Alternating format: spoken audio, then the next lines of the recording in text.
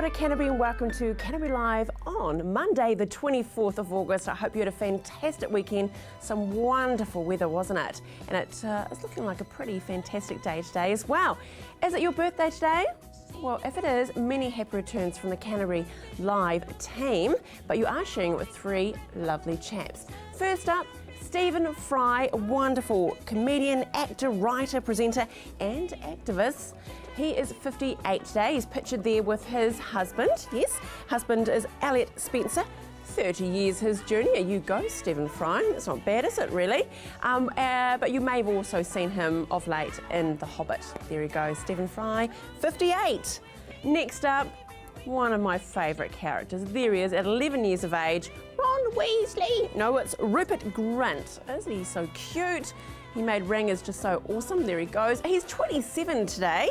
If you saw one of the Harry Potters, I can't remember it now, but he had a fear of spiders, and in real life he does as well. One of his first purchases from his paychecks was purchasing an ice cream van because he always wanted one. Good on you. And he's recently adopted a turtle, or a tortoise I should say, named Madeline. As you do. Last but not least, Steve Guttenberg. There he is. Isn't he just a little bit fine? 57 today. And I must admit, I had a bit of a crush on him in the 80s. Yes, I did. Police Academy, you would have seen him in. And Cocoon, another great movie. And he holds the Guinness World Record for preparing the most hot dogs in 1 minute. How do you get a record like that? I have no idea, but hey, whatever, let's get us Book of Records. Now, winners. We've got some winners to announce. The Hoyts movie tickets we give away each week, and here are our winners. Patria Carter and Shane Usher. Congratulations, you'll be heading along to the movies, and a movie to go along if you haven't picked one, Man from U.N.C.L.E. Very cool indeed. And last but not least, funny man, Irishman Dylan Moran is coming to the Horncastle Arena on the 27th of August. You can purchase a ticket from Ticketek, but our lucky winners are getting it for free. We have 2 tickets for them. Paula Laugerson, Marilyn Morrison and Rory McCall. Congratulations to all of you. You will be heading along to see Dylan Moran in the flesh. Giveaways though, we have the wonderful painting from Ira Mitchell Kirk. There it is there. $1,600 in value. It could be in your home, your business, but it definitely could be yours. And remember that we do draw the prize at the end of the month, so you have another week to go. Next up, movie tickets. Yes, we've just given some away, but there's still some more for you. And last but not least, on Friday I had the great fortune to catch up with Graham Horncastle. Now he is a wonderful chap, very, very funny indeed, but I caught up at his wonderful hotel, the Pavilions, in Jimmy's Bar. Well, there is his 2 books that he has written, and you'll get to meet him in the flesh with his interview a little bit later on in the month. To win these prizes, all you need to do is call through on ctv.co. Call through. Can you call through to a website? Maybe one day, but no, you can go through to a website, ctv.co.nz, to enter to win. Whew, rightio. On today's show, Brent, Focus Financial, joins me in recapping on all of our steps it is to owning your home. So I look forward to speaking with him. We have another wonderful performance from Bonita Danger Doll, who's heading to Vegas very shortly. Stay with me. The police are here. Yes, Detective Senior Sergeant here talking about the burglaries, the burgs, what's happening and how you can look after your property and yourself. And, excuse me, can you get therapy from a horse? Why, yes you can. Salter Horses, Deirdre joins me. El Grego has a silk scarf trick. Hope it's nothing like 50 Shades. And Karen Deegan and the Starship Enterprise. Are they arriving together? Maybe not, but there is some similarities there. But first up, takeaways. We love takeaways, but there are some takeaways to stay away from, and that's why we have Nicola here from Nourish. Ugh. I'm saying not about you, but what I'm looking at here. Yeah, well, we all have times when we're too busy, too tired, or just run out of food in the pantry when we want to get takeaways. But there's definitely some that you would pick over others. Oh my goodness! I'm just looking at it now, and we'll get to what there's actually simulating there. But I mean, what takeaways are good to have though? Well, things like a wrap or a souvlaki. Sushi is really good. and a lot of the Asian mixes that you can get with lots of vegetables in them. So try not to. Sometimes when you get them, you can see that they're a bit oily. But if you try to avoid that, and also if you try and have lots of vegetables, Right. It's hard to work out sometimes with a takeaway that half a plate of vegetables that we normally aim for. But if you can sort of picture that in your mind and look at the meal and think, okay, is half my plate vegetables with this meal? Okay, well, we have to get into this because you've really teased us. Let's Yeah. have a look at this wonderful Okay. display that you've gone to the effort to put Okay. together for us. So first we'll do the fish and chips. So fish and chips, a meal like that with 2 fish and a scoop of chips, have 95 grams of fat in it. And for a full day's amount of fat, it's recommended that you don't have over about 60, depending on the size of your body. So this meal has 1.5 times the recommended limit. So one serving. just in one meal there. So you want to avoid that one if you can. Absolutely. The next one we've got here is a pie, a donut, a chocolate bar and a milkshake. So that one's got 78 grams of fat in that one there. So that's up high there as well. Yeah. So I mean, particularly it does look quite tasty, but that is frightening. yes, and particularly items with pastry in them, really high in fat. Pastry is about 40% fat, so that's what bumps up the amount there. What have we got here? So chicken and chips. About 75 grams of fat in that one as well. So sorry, I left that one up. That's all right. Yeah, so we're thinking of the KFC sort of thing going on. Yes, any type of fried chicken like that, and the chips. Yeah. Oh dear. Yep. And then what have we got here? This is the burger, fries, and apple pie, and that one's about 60 grams of fat. And you can imagine that a burger in itself is actually not too bad, and when you can make your burgers at home, and you can make them lovely and full of vegetables and that sort of thing. But the big problem here are the fries. So the smaller a potato chip or fry is, the higher percentage of fat they've got in them. So try and avoid those fries. If you're going to have chips at all, have a nice chunky wedge or yeah. Budget comes into it though. Yes, of course. Doesn't it? Budget Yes. comes into it. It's a quick meal and we don't want to spend a fortune for those takeaways. So, and is that the deciding factor for people? Well, it can often be, but often when you're getting takeaways and actually going out to get it or waiting for it to be delivered, half an hour to an hour can go by. So I think when you've got a bit of a budget and you want to stay within the budget, pop down to the supermarket and see what takeaway you can get there. You can get a hot chicken, some bread and some salad from the deli. You can get lovely bags of mixed salads just even in the fruit and vegetable department now. Or some lovely Lebanese bread and a nice filling for that. So if you sort of think in your head, well, we're going to buy dinner tonight, especially, but you can pop down and get quite a good bargain at the supermarket. Well, that's some great tips, and I'm loving. You actually inspired me on Saturday night what to cook, and we had the homemade pizzas again. Ah, so thank you for that. But today is a pizza, the recipe, isn't it? Yes.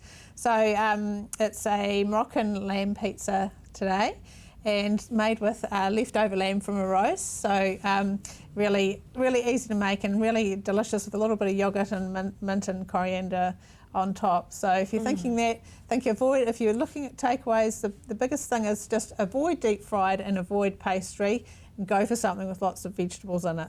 Can't go wrong.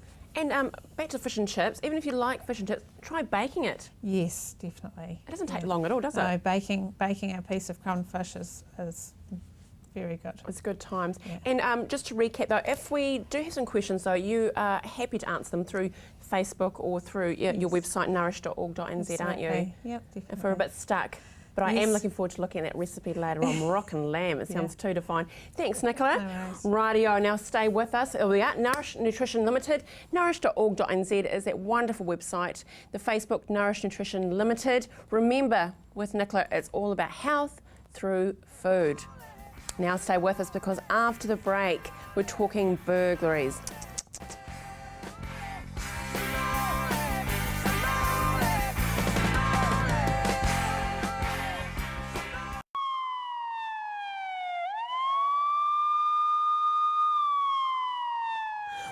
Jeepers, It's a bit sad when the Detective Senior Sergeant even gets a little bit scared by the siren, isn't it? It's a good sign, isn't it? Hey Scott, how are you today? Very well, thanks. You're good? You've already had a quick start to your day with the children? Oh yes, yep. Always busy. Dad's hat on? Yep. Good on you. Out there in the community, yeah. Well, that's a big part of it, isn't it, really? It is, yeah.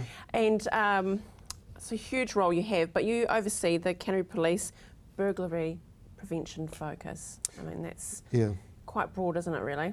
Well, it is, and what we've done is we know that there's a period in the year where the burglaries sort of tend to increase a little, so we put a lot of staff into that area and focus in on trying to reduce the amount of burglaries that are happening in Canterbury. So what is the season, can I ask? Is it a secret squirrel? No, it's no secret, but what we've done in the past, we've sort of identified September, October as the months that we can do better in preventing people from becoming victims of burglary. Can you tell me, who is a burglar? He's not the little black figurine that crops over the McDonald's characters and that with the mask on, is he? No. Look, they're very good at blending in. They're very good, and typically in Canterbury, sometimes burglars are so brazen they'll wear a day-glow vest to make themselves look like they fit into the community going into a house. People just think because you've got a day-glow vest on, you can wander in and do anything. So, you know, people have wised up to that sort of thing as well now. But yeah, your burglar is not round at night like the Beagle Boys with a torch. They're out during the day. Majority of our burglaries are during the day to houses. Okay, so unfortunately, if they are lurking around, what are they after, Scott? What are the big things they're after? Okay, and just typically not big things. It's anything that's not nailed down a lot of the time. The majority of the things that are stolen are opportunist thieves. So, you know, if they look over the fence and they see the lawnmower's not put in the shed or a bicycle sitting out, they'll go because they can sell those, get a couple of bucks and then move on. Your house burglaries, it's the smaller things that they really target. So jewellery is a hot item. Yeah, right. And you know, the jewellery's got a lot of sentimental value. So it's really important to lock that away as best you can. Small electronic items are also very, very common. iPads and things, I suppose. Yeah, something that they could put in a backpack or in a pocket and just wander down the street. And then sometimes you get the TVs and the PlayStations and that sort of thing. But as you said, that's a bit awkward, isn't it, to be running down the street with. Yeah. What are they doing with, how are they actually selling these items? Yeah, sure.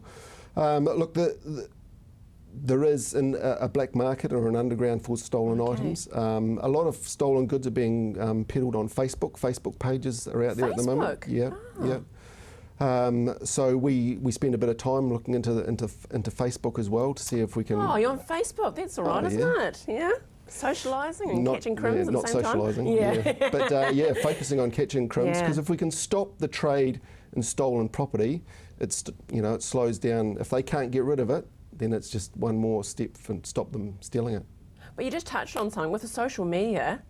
I mean, you have to have, and we're joking, of course, about Facebook and that, but you do actually have to have people actually monitoring it, don't you? Yeah. And catching them, because they're pretty stupid, aren't they? Some of them are, yeah. Hello, got a telly. I mean, crikey. If someone's seen there, 10 other people have seen as well, and the police, funny enough. Yeah, I mean, but what should we, exactly, you're watching Big Brother, so what should we be doing then to go, no, you're not nicking my stuff? Yeah, well, look, a lot of it is just some real basic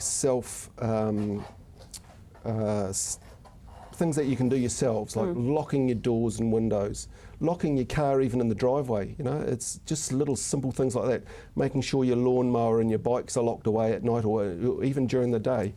One of the most powerful things that you can do is get to know your neighbours. Have a great neighbourhood support network. Given today's society, not everyone works 8 to 4 or 9 to 5. You know, people work in the night, people work during the day. There's also the elderly that are around neighbourhoods. So get to know your neighbours really well and look out for each other. It's one of the best things that we can say. It seems simple, doesn't it, Safe really? communities, yeah. And if you do have, and I'm sure Scott will encourage us, if you do have concerns or someone doesn't look right, what's the harm of actually calling through? No harm at all, and we'd prefer someone to err on the side of caution. Give us a ring, we'll come and sort it out. Good on you, Scott. All the best with the coaching of the hockey. No what problem. school is it? Cobham Intermediate. Good on you. Go Cobham. Go Cobham. Good on you, Scott. Thanks, Look forward to Andrea. next time. Rightio. Now, we're back in the kitchen. Moroccan lamb pizza. Yum.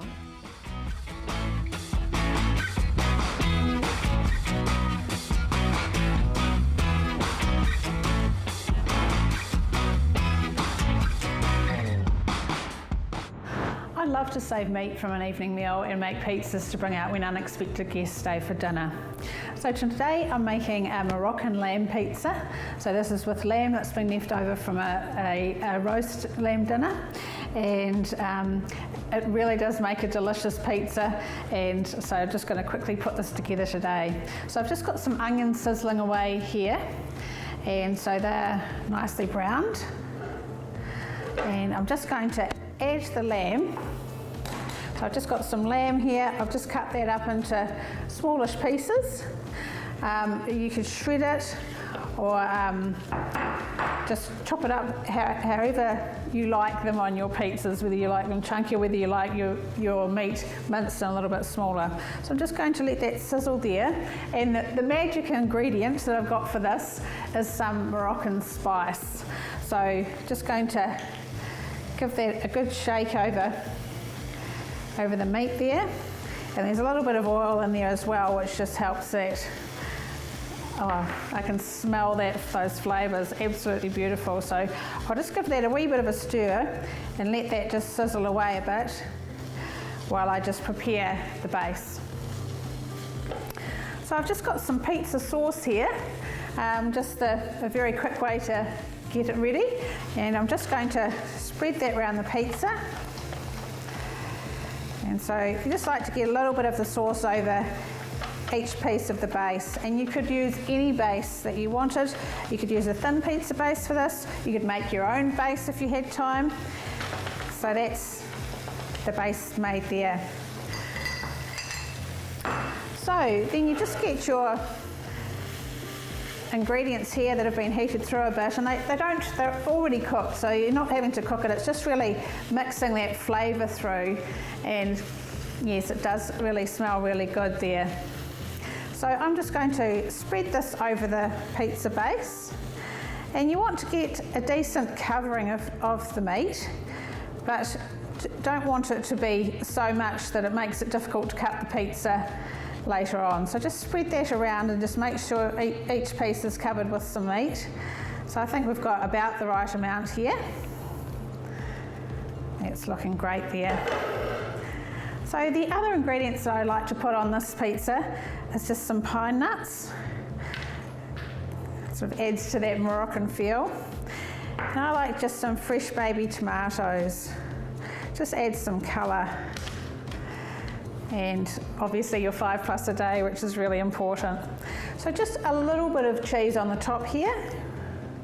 You don't need too much, just enough to have a little bit of colour over the top, and just to give that obviously pizza feel to it. So that's the basic basis of the pizza. I'm just going to pop that in the oven for about 10 minutes, let that cook through, and then I'll take it out and show you how I dress that to serve it.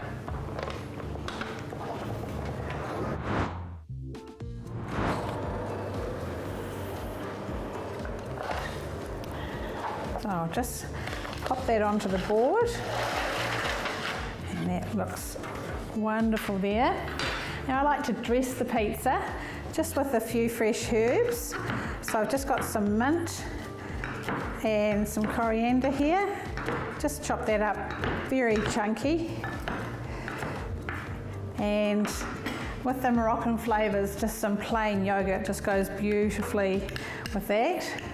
So I like to put a good dollop of that in the centre, and then just a scattering of herbs that just goes over that. Now, a pizza like this, there won't be any leftovers left from this one. The board's usually cleared with the Moroccan lamb pizza, so I hope you enjoy making that with your leftovers.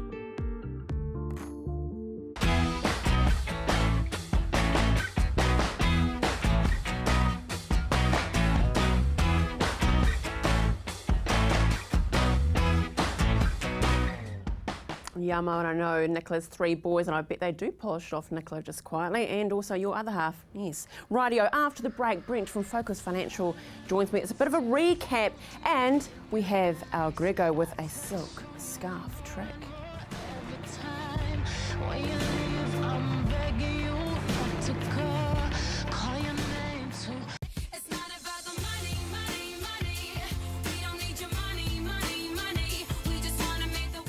like that song, but Jessie J, it's pretty cool, pretty groovy, just like Brent. You're pretty groovy, aren't you? I think so. Oh, yeah. Sometimes. You're grooving down with your money. Today is actually quite cool. We're doing a recap before we go further in the piece. Yeah, just before we continue, I thought it'd be quite nice to go back over the last 5 rules that we've been chatting about. Well, the first rule is that your first home is not going to be your last home. Exactly. So you don't need to have the palace. It's a big trap I think people fall into, but it's just buying a sensible first home within your budget and knowing full well that you're not going to live there for the next 5 years. Because I don't know, well, not many people now actually buy a house and live there for 50 years, do they? No. I think my mum and dad might have, but that's probably about it, really. Yeah, that's sweet, but that was it's back different. then, wasn't it? Yeah, so it's just being sensible about your first home, lowering your sights of what you want to buy, and just being okay with the fact it might not have a backyard and it might not have that extra bedroom for people to come and stay. It might not be big enough. Isn't it funny how we think they go, just if Aunt Mabel comes, we must have a room for her. And who wants Aunt Mabel to come anyway? Yeah, so you're better off to have a smaller Aunt Mabel house. can be a cow sometimes, I tell you, we don't really want her there. So you're better off to have a smaller house so they can't come along. It's like, Aunt Mabel, I've got no room. Haven't got a sofa bed, love. Okay, no, but out of all of your tips, that's probably one that is really resonated with me. Yes. Is it is not your last home, No. so get over it. Yeah, have the wee two-bedroom. Who just get on cares the what it ladder. looks like? It doesn't matter. Exactly. Yeah. Okay. Yeah. Consolidate. Yes. So we find that if you've got 4 or 5 debts, which people do, can consolidate them into one. Yeah. So it looks better when we're assessing loans and submitting them to the bank, so that even though the loan amount, the total amount could be the same, you've only got one repayment, and psychologically it's easier to concentrate on and to pay that off as quickly as you can. So if you've got 5 debts, you shouldn't have 5 debts anyway for a start. You should not have 5 debts. But if you, let's say if you do, consolidate it into one. Yeah, it's great. And remember, it's always getting the paper ready for the big step of going to the bank. Correct. So making it all looking great It on looks paper. so much better. And if you consolidate it to one, don't go back to 5 again. Just make sure you stay at that one until you pay it off. Discipline. Discipline. Discipline, Brent. Dropping the credit card limit, that's another discipline. Because part of the consolidating debt for most people is actually consolidating credit card debt. A lot of them leave their limit where they are, but you want to drop that back down again. So we would rather you have like a $500 or $1,000 limit, because in theory you shouldn't need more than that. It's just, otherwise it's just borrowing money that you don't need, and they charge 19 to 20%. Exactly. So drop your credit card limit, and when we submit the deal to the bank, they allow for that credit card limit. So the lower your credit card limit, the more you can borrow. So I'm drop just your putting credit out card there, limit. a credit card limit is, or the credit card is to be paid off. Funny enough. Correct, in full, It shouldn't just every be month. sitting there That's right. over your head all the time. Yeah, or get a debit card where you don't actually have a limit that you drop to. Yeah. Real savings. Yes. Not fake, real. We have fake savings. We have people that put $100 into their savings account and either draw it all or $50 of it straight back out. And it looks terrible. So if you're going to save money, save it and don't touch it. So if you think that if every week you put $100 in and every week you draw 50 back out, just scrap that and put the 50 in and leave it at that. Because when you submit that deal to the bank, it looks terrible, and it's telling the bank that you're not managing your current commitments, because you're always withdrawing from your savings. So. And you're putting realistic goals out there as well. Yeah. Okay, last but not least, future mortgage payments. Yes, this is one of my favourites actually, that you work out what your future mortgage payments are going to be, and you pay those now. So let's say they're $500, $600 a week, then if your rent is $300 a week, then you save the balance. And so, okay, so we're saying $500 a week is your mortgage payments, $300 a week is rent, then you save $200 a week. So you're already paying your mortgage now, because the 3 plus the 2 is $500, of course. So it just makes it easy when we're submitting that loan to the bank, because you've proven to them you can do it already. So, and speaking of mortgage, you are actually a broker as well. Yes, I do. Which I is am a mortgage fantastic. broker. Yeah, I've been doing it a long time. One-stop shop. And during that time, of course, it's just all these tips that come up that I feel need to be shared with everyone to help them purchase their first home. So, it's great. Hey, thank you so much. It was good to recap, and next time we'll move on to Herbert. Who's Herbert? Hermit. Could be his cousin. Could be. Number 6. Good on you. Rightio, and to the details here now, of course, ffgl.co.nz is the website for Brent. Rightio, but we'll see you next time anyway. Yeah. Rightio, now it's all about silk tricks, yes, with Al Grego. Hi, it's Al Grego the Magician, back with some hot tips to stop bullying. I'm the national presenter of Trustpower's You've Got the Power anti-bullying school show, visiting schools nationwide right throughout the country. My job is to empower kids to be part of the solution to bullying, to make a difference in their school. Today, I want to talk about something that makes the world a better, happier, and safer place to live. It's about caring. I'll show you 3 scarves that we take into our schools. These 3 scarves represent 3 kids at school. I'm sticking that kid over there. But these 2, well, I'm going to tie them together. Now, just tie these 2 together. I'll tell you why I'm tying these 2 scarves together. Because these 2 kids at school, they like to hang out together. Get it? Hang out. Right, okay, some of the jokes are going to be just for me. Anyway, I'm going to place these 2 scarves around my neck, these 2 kids here. Now, this kid comes over and he says, "Can I hang out with you 2? And the kids go, "Get lost." "Well, can I have the ball?" "Nah, I'll sit with you guys at lunchtime." Not going to happen. This kid is not allowed to be involved, not allowed to be included, and often kids do get excluded at school, and it's not a nice thing. I'm going to stick this kid in the bag. And all I've got to do is snap those fingers, wave the hand, and say it better work. Whew, I love it when it works. Because guess what? This kid's gone. And I'll tell you why they're gone. Because at school, we shouldn't exclude others. At school, we should invite others to join in with our circle of friends. Yes, you can play with us. Sure, you can have the ball. Hey, we can share with you. Sharing, caring, inviting others into your circle of friends, well, that's what makes school a cool place to be. Well, in our school show, we have a competition where kids can write poems and send them in, poems they think could make a difference at their school, and they win prizes. Not long ago, we were way up in Kaitaia at a school called Oturu School, where a little person called Timoneri passed me a poem and said, "What do you think?" I said, "That's the best poem I've ever read." In fact, it took first place National Award for Poetry. Listen to this. It's called Caring. Caring is one little word, but the meaning must be heard.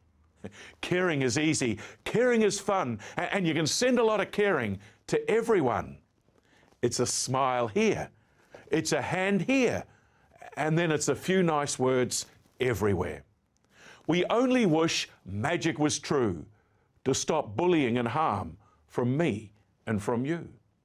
Just keep in mind, magic can be true when we've got the power. It's in me, it's in you. We use this power for good, not bad. You go make someone happy when they're looking sad. Don't just sit there and say you'll do it. You got to go get a friend, and let's get to it.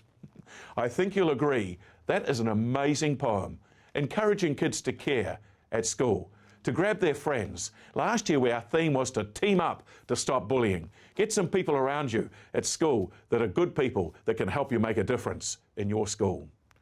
Well, thank you very much. We always say, cool kids care about what they say. Cool kids have the really best day. Thank you.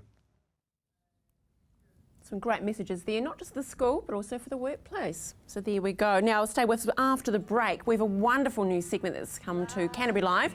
It's Cabian News. Yes, we catch up with the Philippine community and salter horses. See you soon.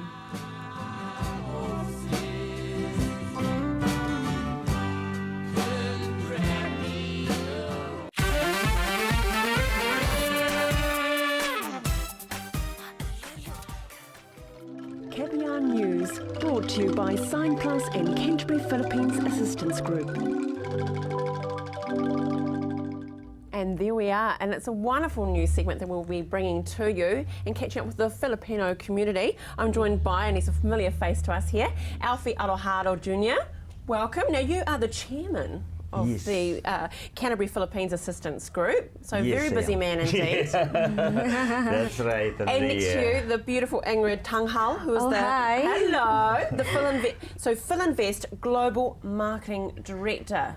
Yes, I'm from Philinvest. I'm a global marketing director for the company. So I've been promoting properties, of course, international. Which is huge. Now, before we get into it though, I think we should tease everyone at home because it is simply breathtaking, the real estate that is your baby at the moment. So let's have a look at it right now. All right. Philinvest, a company driven by a singular vision to build Filipino dreams across the country. For almost 50 years, Philinvest has developed more than 2,400 hectares of land into homes for over 140,000 families. With a diverse property portfolio catering to all markets, making every Filipino's dream home and lifestyle a reality. Philinvest gives hard-working Filipinos their first home and a great start for a bright future. For upwardly mobile families and urban professionals, Philinvest has a wide selection of vertical and horizontal communities.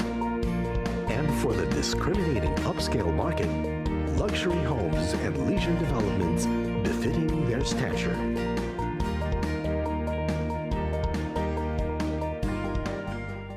Wow, Ingrid. Can we go now? Yeah, sure. That'll be amazing. Let's go. Let's go. Quite beautiful, stunning. Yes, yeah. But for our viewers, they're probably a little bit surprised. You're actually offering affordable housing.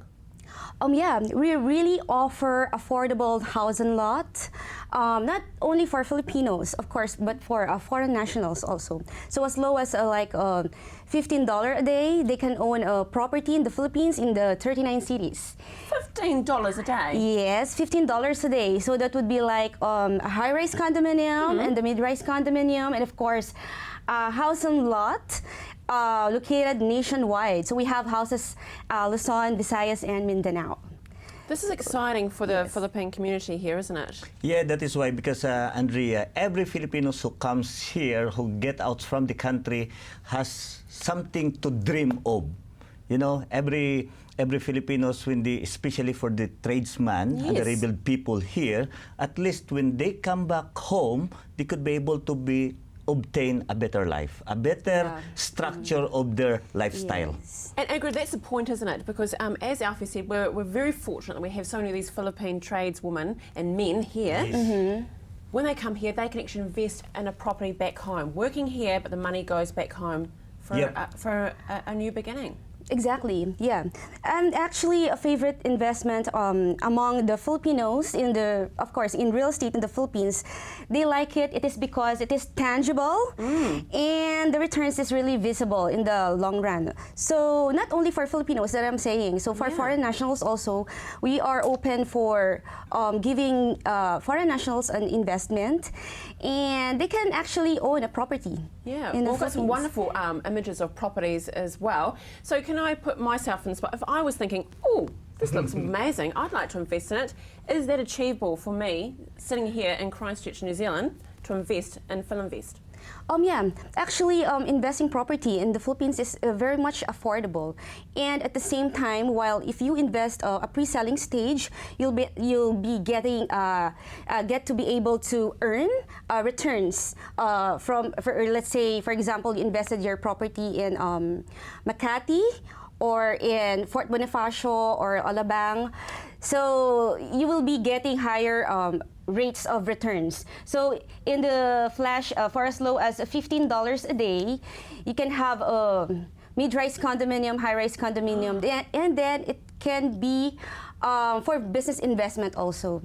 So you can have it rented while you're here abroad, and whenever you're going home, of course, you can stay in your luxury condominium or a house and lot. Yeah. Oh, it sounds perfect, doesn't it, Alfie? Yeah, and also for that, especially for this house and lot program for this company, the Philinvest, that it will be able to allow our Filipino people to build their own home, because most of the Filipino tradesmen, when they left the country, they don't have any, even a little bit. That is why this will be a very good program for all the tradesmen and even some migrants who would like to invest in the Philippines. So especially for these tradesmen that when they come back home, they could be able to be staying in a very luxury subdivisions. Okay, exactly. Thank you both for this. What an amazing opportunity. Philinvest. Philinvest, I encourage you to Google it, look it up, and have a conversation. It could be your future. Now we are joined by Bonita Danger Doll with a wonderful rendition of Stay With Me.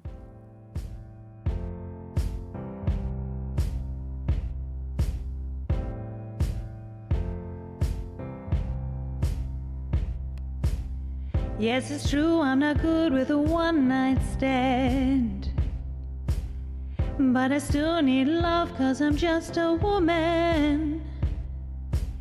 These nights never seem to go to plan. I don't want you to leave, will you hold my hand? Or won't you stay with me? 'Cause you're all I need. This ain't love, it's clear to see. But darling, stay with me. Why am I so emotional? No, it's not a good look, gain some self-control. And deep down I know this never works, but you can lean on me so it doesn't hurt. Oh, won't you stay with me? 'Cause you're all I need. And this ain't love, it's clear to see. But darling, stay with me.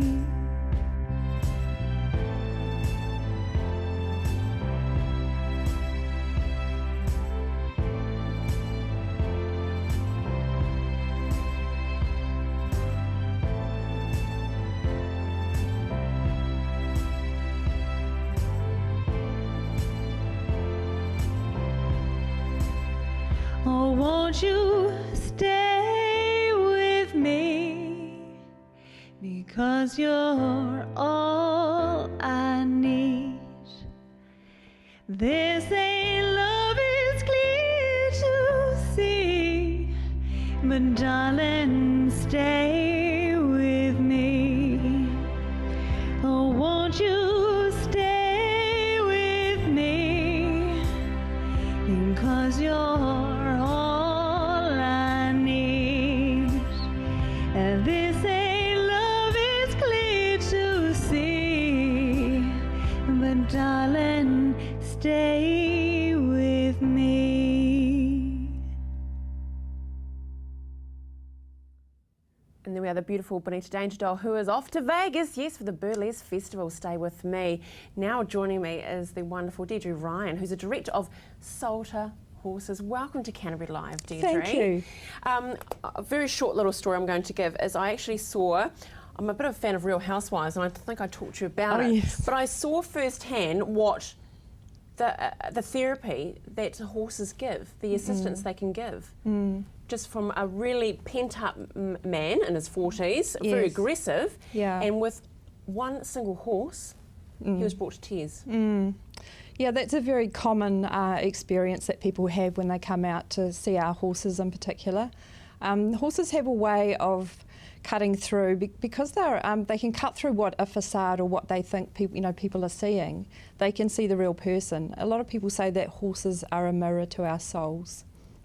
That's a beautiful way to Yeah, describe. yeah, which it is really, and it's really because horses are flight animals. They really have to rely on their environment. They have to know that they're safe, and they have to have all of their senses. So all of their senses are highly attuned.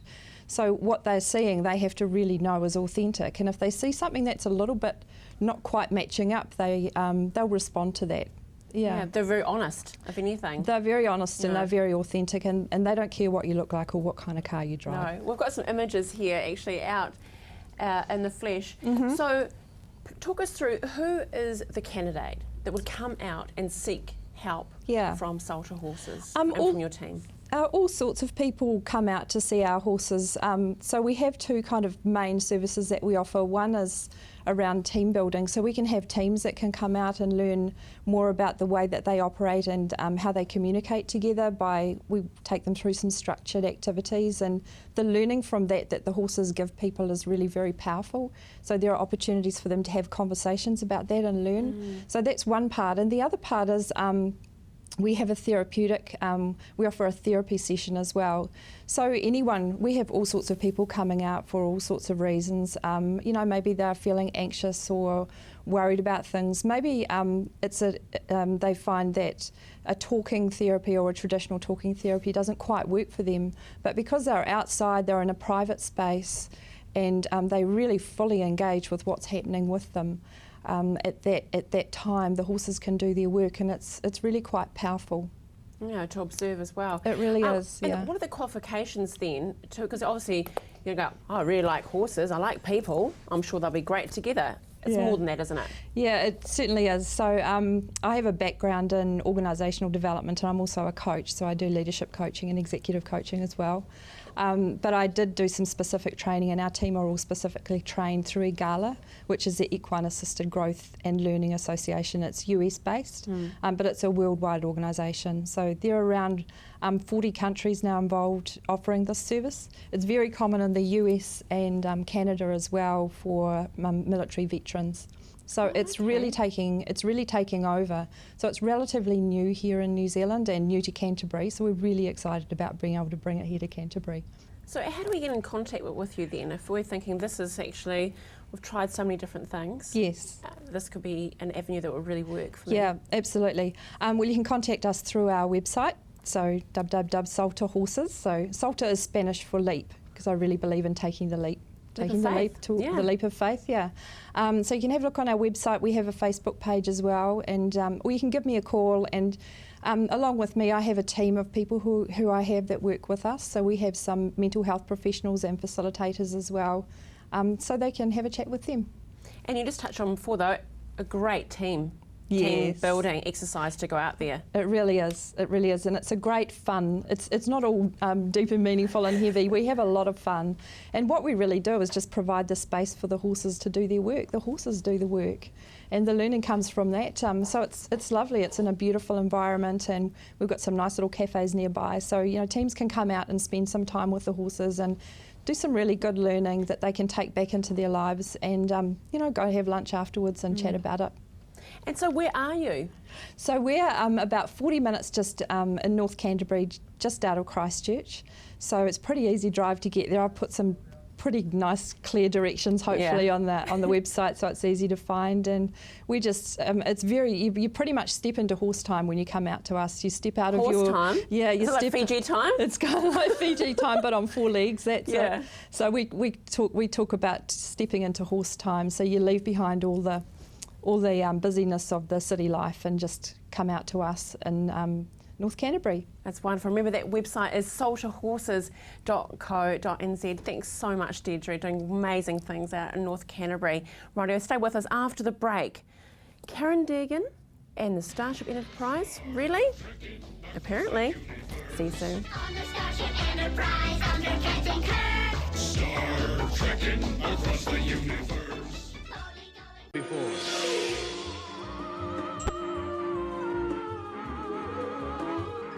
Beam me up, Scotty, or beam me up, Karen. Yes. How are we doing, Karen? We're doing great. It's fine Monday morning. Yes, Mondays are great. Mondays are great, aren't they? Hey, we have to obviously establish why we've got the Star Trek sort of theme going on, Enterprise and Karen Deegan. How do those two come together? Well, Andrew, I think that the human body is a lot like the Starship Enterprise, because for those of you who are old enough to remember the series or the movie, what would happen is whenever they were in real danger, Captain Kirk would go onto red alert, put the ship on red alert, and he'd tell the engineer Scotty, he'd say, give me all the power you've got because we've got to go into warp drive and get away. So Scotty would shut down parts of the ship so that all the power was for the engines. And if it was a really, really dangerous situation, which was just about every week, then good tally. Yeah. Then the only parts of the ship that still had power were the living quarters and the bridge. So I think the human body is a bit like that, because when we go onto red alert, and how our body knows we're on red alert is because we are perceiving with stress hormones. Depending on how we're perceiving in life, when we're under stress, stress hormones are released into the body. And that's the body's way of getting the red alert signal. And it says to the body, this is a dangerous situation. So if we go back in time, a dangerous situation was running to get away from a lion or something, right? So the body, Or an alien if you're so the body thinks that we've got to get away quick. So it thinks, okay, we don't need the immune system right now. We don't need to be fighting this bug, this virus. We just need all the power we've got to get away. So let's turn the immune system off. We don't need the reproductive system right now. Let's turn that off, because we've just got to get all the power we need to get away. We don't need the digestive system working right now. Let's turn that off. We'll turn it back on when the danger's over. Problem is, the danger's never over, because when we're under constant stress, that red alert doesn't get turned off. So you can see why people get sick and perhaps can't get pregnant as well, because the reproductive system is turned off. Because, you know, we have, talking about cancer in particular, we have cancer cells in the body all of the time. That's normal, we all do, but our immune system keeps on top of them. You can see that if the body is turning off the immune system, then we're not keeping on top of it. No, and it's easy to see how it can, well, definitely your relationship at work or, you know, at home can affect your health completely, can't it? They go hand in hand. Well, there's a fascinating study that was done at the Ohio, I'll say that carefully because it's hard to say, Ohio School of Medicine, where they tested relationship stress on wound healing, and so they made small suction blisters on the forearms of married couples, and then they got them to just have a neutral discussion for half an hour, and over a period of 3 weeks they tested the three healing proteins that the body produces, and you know, and they got the same married couples to have a half-hour discussion on something they disagreed about. Oh. And they noticed that those just half hour? Just a half hour. Wow, okay. Quick. And they noticed that those who got into a fight, those the wound healing slowed considerably, and those proteins weren't produced as fast. And you know, when there was a fight where there was like sarcasm and put downs and criticism, wound healing was slowed by 40%, which is quite a lot. And the researchers said, look, these are little wounds, small, brief encounters. They said normal, like, relationship strife is probably way worse. And similar studies by the same university found that people who are in marital strife or relationship strife usually have poor immune systems, more respiratory illness, higher blood pressure, all sorts of problems. So it does affect your health. Your emotions directly affect your health. So if you're not dealing with your emotions, whether it's stress or any other emotion, then your health will be impacted. Interesting. So what's the tip for this week then, Karen, to take away from this? I'll think of one obvious one, but please go ahead. Well, you might get you to say that in a moment. Well, I've actually got an offer this week instead of a tip. Oh, okay. And the offer is, look, we get our physical health checked all the time, don't we? We go to the doctors, we get our physical health checked. But when was the last time you got your emotional health checked? Yeah. And if your emotions play such a big part in your health, then it makes sense to get an emotional health check. So I'm offering one. Oh, free. A warrant of fitness. A warrant of fitness, emotional warrant of fitness, free to CTV viewers. All they have to do is either email me or phone me and just quote CTV, and I'll give you a free emotional health check over the phone or via Skype. Fantastic. Wow, that is amazing. That is so easy. So take her up on this. My goodness. Set free with EFT, Emotional Freedom Techniques. Phone 033332 0526. The email is karen@setfree.co.nz. Fantastic website, setfree.co.nz. Thank you so much for joining us today on Wednesday. Daffodale is coming up. We meet Karen Smith, Casabella Interior Design. And Botox or derma fillers, oh yes, we have P. Blackwood here from Modbod, and Anne Stone is in, as well as a taxidermist. Woo. Have a great day.